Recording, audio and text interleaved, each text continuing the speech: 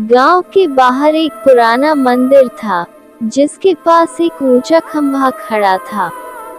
लोग कहते थे, उस खंभे पर एक चुड़ैल का साया है। जो भी रात में उसके पास जाता, वह या तो गायब हो जाता या फिर डर के मारे पागल हो जाता। एक दिन गांव में एक बहादुर युवक राजू आया। वह इन भूत प्रेत की कहानियों पर विश्वास नहीं करता था। मैं इस रहस्य का पता लगा के रहूंगा। गांव वालों ने उसे बहुत रोका, लेकिन वह नहीं माना। रात के समय राजू खंभे के पास पहुंचा।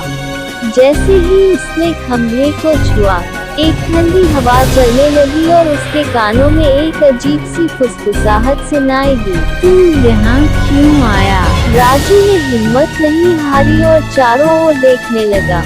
अचानक उसने देखा कि खंभे की ऊपरी छोर पर एक सफेद साया हिल रहा था।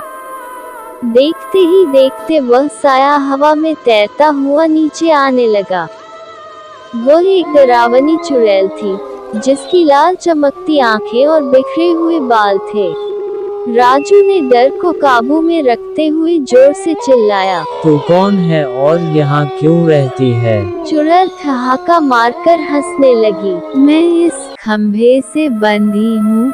जब तक कोई मेरा राज नहीं जान लेता, मैं यहीं रहूंगी। तुझे यहाँ किसने बांधा? चुड़ैल की आंखों से आंसू गिरने लगे। कई साल पहले मैं इस गांव की एक लड़की थी, लेकिन जमींदार के लालच और जादूगर की चाल से मुझे मारकर यहाँ कैद कर दिया गया। राजू ने गांव के बुजुर्गों से इस बारे में पूछा। उन्होंने उसे एक पुरानी कहानी सुनाई, जिसमें उस जादू को तोड़ने का तरीका था।